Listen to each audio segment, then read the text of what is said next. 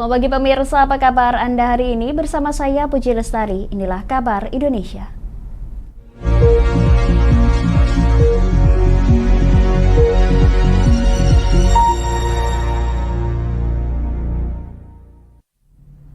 Pemirsa, kebakaran kawasan hutan, vegetasi dan lahan lereng Gunung Rinjani yang terjadi sejak Selasa 31 Oktober semakin meluas dan telah menghanguskan 130 hektar lahan. Pihak Taman Nasional Gunung Rinjani bersama dengan relawan serta unsur TNI dan Polri masih terus melakukan pemadaman api yang diduga akibat aktivitas tersebut.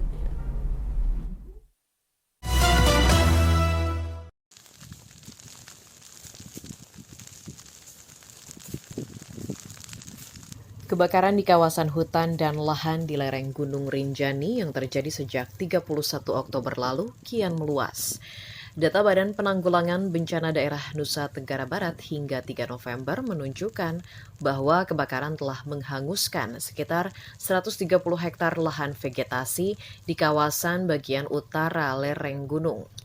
Api, seperti dikatakan penanggung jawab kebakaran hutan dan lahan Taman Nasional Gunung Rinjani atau TNGR Lalu Santawana, kini berjarak sekitar 3,5 km mengarah ke jalur pendakian di kawasan Gomongan, Desa Sembalun Lawang, Lombok Timur, dan sekitar 7,5 dari kawasan permukiman warga. Santawana menyebut, penyebab kebakaran diduga kuat akibat aktivitas manusia dan diperparah dengan kondisi suhu panas kemarau. Laju angin yang cukup kencang serta kondisi topografi yang curam dan terjal membuat api sulit untuk dipadamkan oleh tim gabungan dari TNGR serta unsur TNI dan Polri.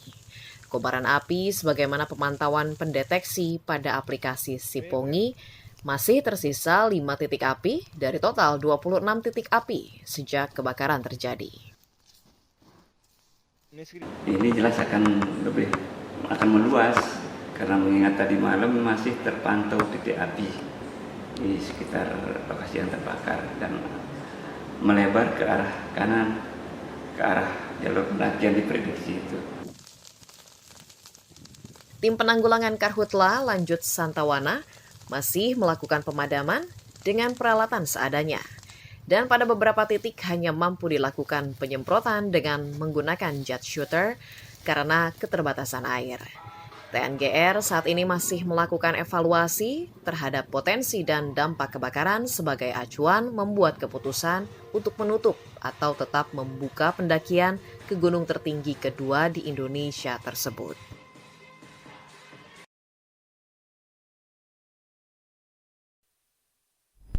Pemirsa, Tim Penegakan Hukum Kementerian Lingkungan Hidup dan Kehutanan atau KLHK menggagalkan perdagangan ilegal 754,88 kg sisik terenggiling senilai 152,76 miliar rupiah di Kabupaten Melawi, Kalimantan Barat. Selain menyita seluruh barang bukti, dalam operasi penindakan tersebut petugas juga meringkus 2 orang terduga pelaku.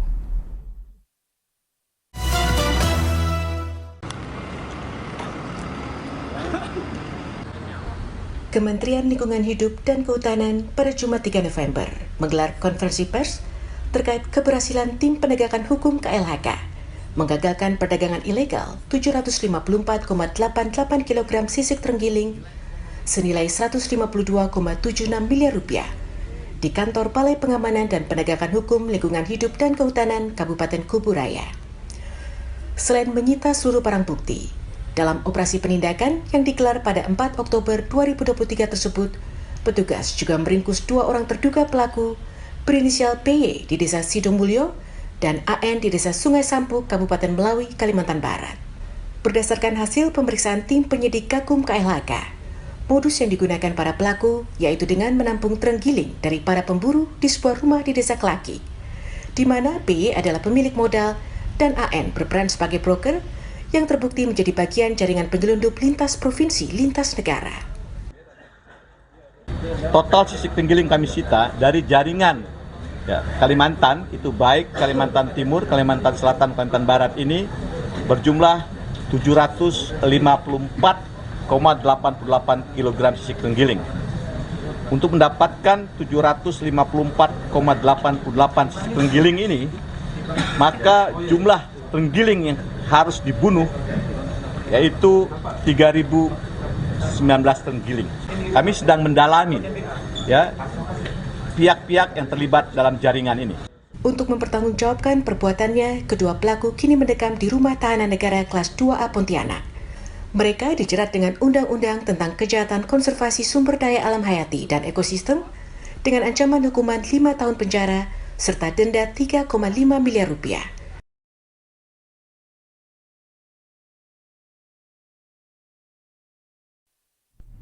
Pemirsa, PT Kereta Komuter Indonesia KCI memesan 24 kereta dan memperbaiki 19 kereta komuter mereka ke PT Inka dengan waktu pemesanan selama 5 tahun ke depan. Pemesanan tersebut dilakukan untuk memenuhi kebutuhan mobilitas warga Jakarta dan daerah penyangga yang semakin meningkat. Dan para pejabat di lingkungan PT KCI yang ada di lingkungan PT Inka.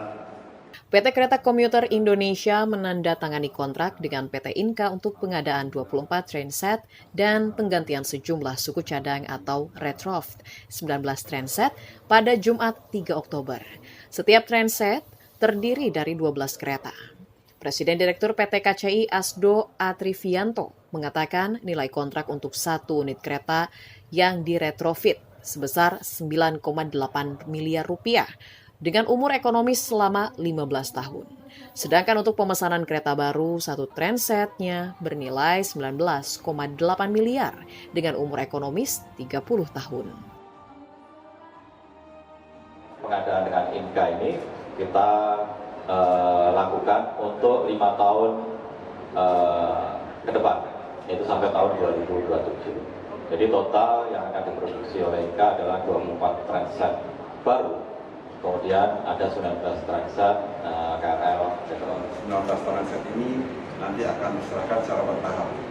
Tahap pertama 4 trainset, tahap kedua 4 trainset, tahap ketiga 4 trainset, dan sisanya di trainset. Mudah-mudahan dalam 3 tahun ini, tepatnya di 2 tahun 9 bulan Pak Dirut, kita bisa menyelesaikan seluruh pekerjaan trainset ini sesuai dengan yang diharapkan oleh PT KCI. PT KCI memiliki sebanyak 105 trainset, di mana saat ini sebanyak 4 trainset sedang diperbaiki. Sisa 100 trainset ini diprediksi masih dapat memenuhi kebutuhan grafik perjalanan kereta yang sudah ada.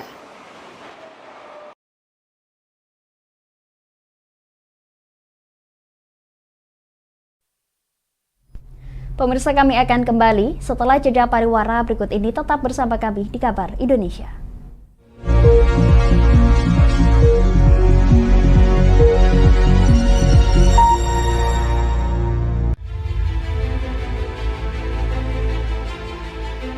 Memberikan pinjaman uang kepada saya dengan bunga 8% per bulan.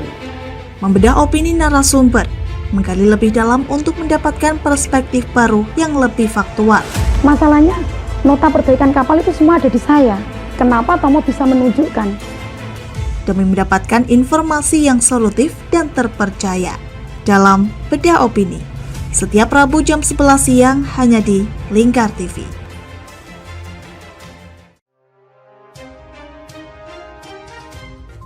Inilah ketiga anggota komplotan pencuri spesialis pecah kaca mobil setelah melakukan penggelapan 20 sepeda motor dan 2 unit mobil dengan modus retal.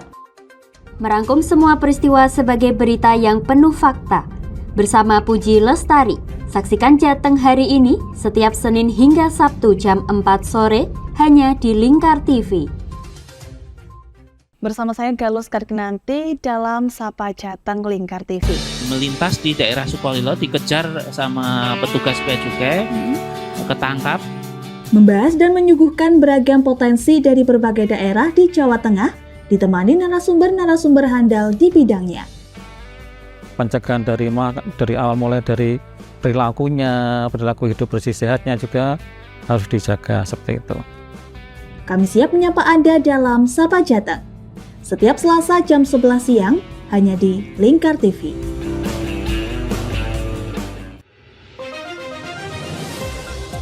Modus kedua pelaku ini berpura-pura kehabisan bahan bakar kendaraan. Setelah pelaku dibantu, mereka kemudian melakukan kekerasan dan mengambil paksa sepeda motor korban. Saat tiba di lapangan terbang Okbab, rombongan langsung dihadang 5 orang yang mengaku sebagai anggota KKB. Yakni melakukan bujuk rayu kepada korban yang merupakan santriwati pada momen kegiatan belajar mengajar khusus. Menyajikan informasi-informasi hangat dan terpercaya bersama Kabar Indonesia setiap Senin hingga Sabtu jam 7 pagi hanya di Lingkar TV.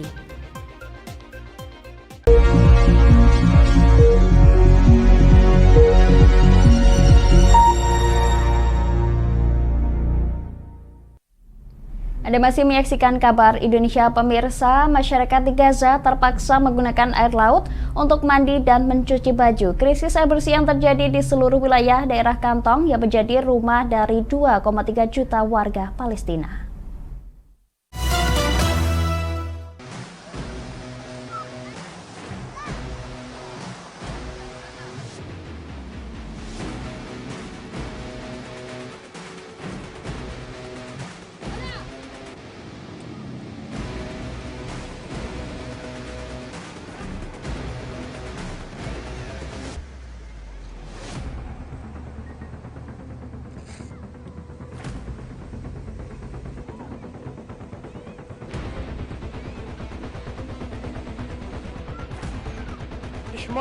There is no water, there is no food for the children, there is no bread. We queued from 4 o'clock in the morning outside the bakeries to find out that there is no bread. The water was cut, the bread was cut. To whom are we supposed to go? We asked for the United Nations to provide us water, to provide food, to provide us security. We are humans like you. Our children are like yours. Our children just want to live. Pemirsa, Pangkalan TNI Angkatan Laut Lanal Kendari menyiapkan kapal Angkatan Laut KL Labengki untuk pendistribusian logistik pemilu ke daerah tertinggal, terdepan dan terluar di wilayah Provinsi Sulawesi Tenggara. Selain itu, dalam mengawal pendistribusian tersebut, pihak Lanal Kendari juga menyiagakan sebanyak 80 personil.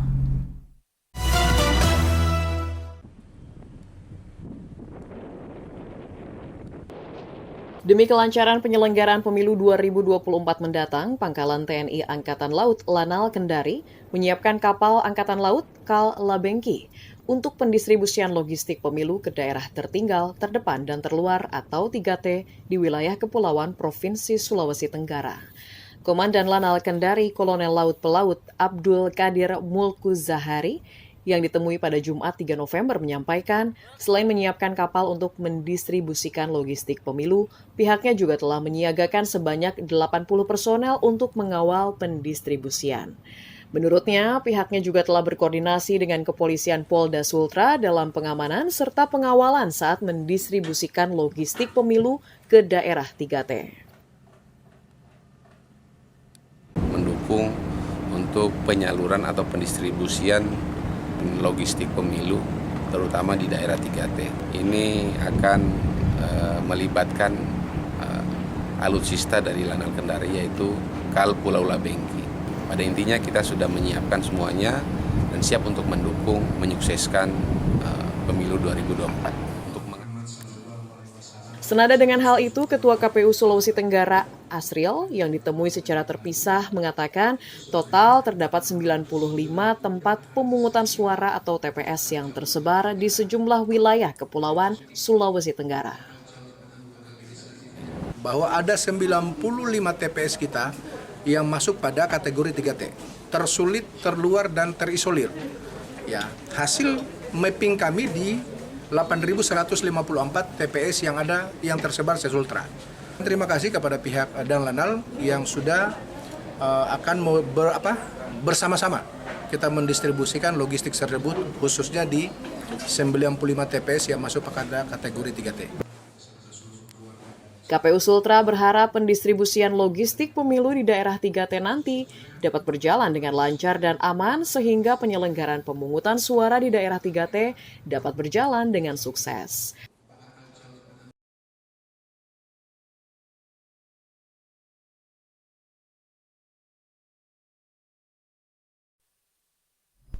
Pemirsa, kami akan kembali setelah jeda pariwara berikut ini. Tetap bersama kami di Kabar Indonesia.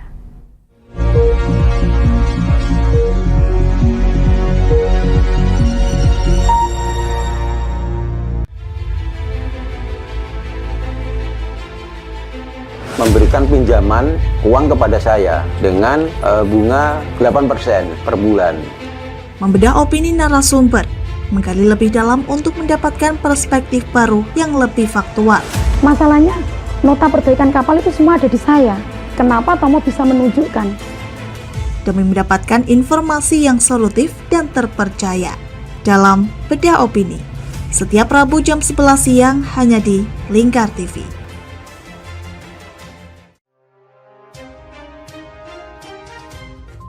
Inilah ketiga anggota komplotan pencuri spesialis pecah kaca mobil setelah melakukan penggelapan 20 sepeda motor dan 2 unit mobil dengan modus retard.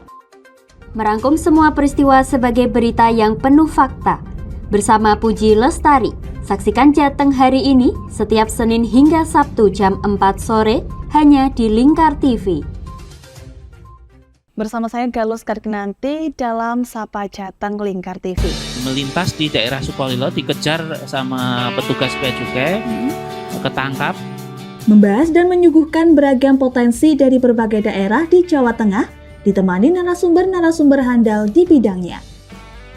Pencegahan dari awal mulai dari perilakunya, perilaku hidup bersih sehatnya juga harus dijaga seperti itu. Kami siap menyapa Anda dalam Sapa Jateng. Setiap Selasa jam 11 siang hanya di Lingkar TV.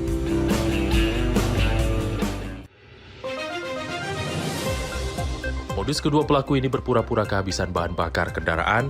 Setelah pelaku dibantu, mereka kemudian melakukan kekerasan dan mengambil paksa sepeda motor korban. Saat tiba di lapangan terbang Okbab, rombongan langsung dihadang 5 orang yang mengaku sebagai anggota KKB. Yakni melakukan bujuk rayu kepada korban yang merupakan santriwati pada momen kegiatan belajar mengajar khusus.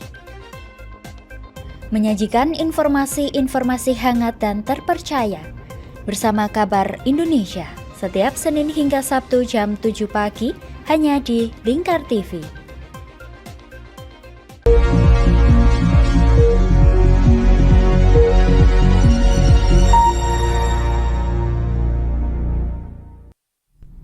Pemirsa, Kementerian Pekerjaan Umum dan Perumahan Rakyat (PUPR) menampilkan mock-up atau model visual dari unit rumah susun, rusun aparatur sipil negara dan pegawai pertahanan keamanan Hankam dalam pameran konstruksi Indonesia di Jakarta.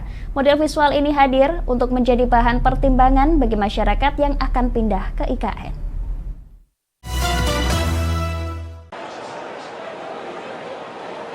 Kementerian Pekerjaan Umum dan Perumahan Rakyat (PUPR) menampilkan mock-up atau model visual dari unit rumah susun atau rusun aparatur sipil negara ASN dan petugas pertahanan keamanan Hankam melalui pameran konstruksi Indonesia di Jakarta Jumat 3 November.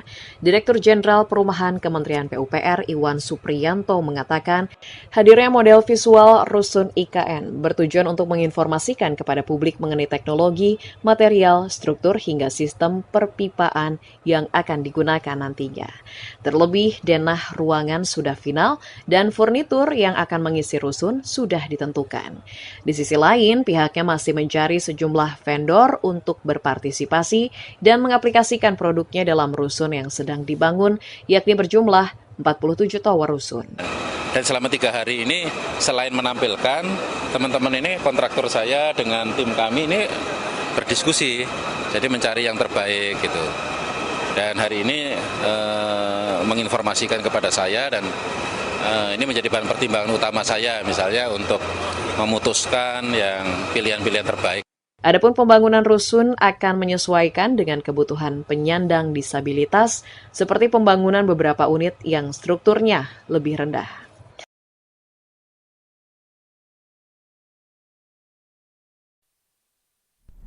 Pemirsa, Pertamina Small Medium Enterprise Expo digelar di Kota Semarang, Jawa Tengah selama 3 hari sejak 3 hingga 5 November. Pameran produk-produk usaha mikro kecil dan menengah mitra binaan PT Pertamina di wilayah Jawa Tengah dan daerah istimewa Yogyakarta ini merupakan salah satu upaya mengajak UMKM untuk bisa naik kelas dan berdaya saing.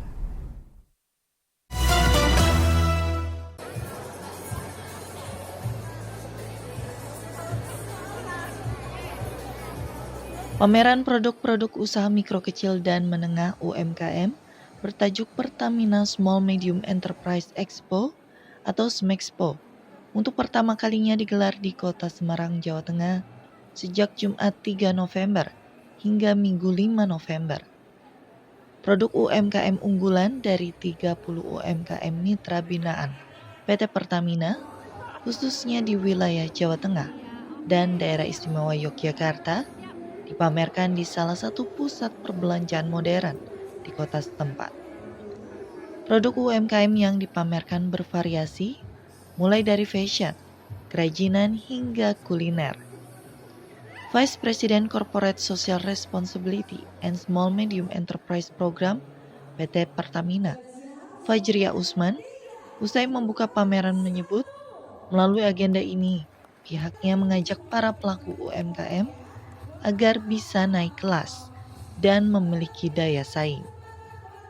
Jadi di dalam SMEXPO ini kita tidak hanya melakukan pameran saja, tapi juga ada workshop untuk masyarakat dan juga untuk pelatihan kepada UMKM bisa meningkatkan kualitas produk mereka. Terus kemudian juga kita lakukan business matching atau bisnis.